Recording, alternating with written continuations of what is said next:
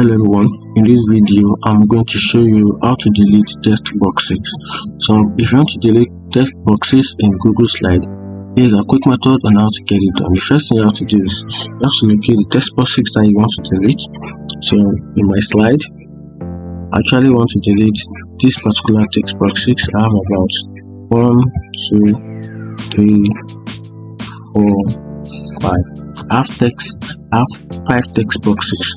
So if I want to delete one of it, you have to make sure you click on the box you want to delete. So I'm just going to click on this particular one. Then if you want to delete it, make sure you tap on this blue line, because if you just tap like this, if you tap on it too, it will not show you an option to delete the text boxes. So instead, you have to slightly tap on the boxes and make sure move straight to this blue line right on the screen. Then from there, right click. I'm just going to do it again.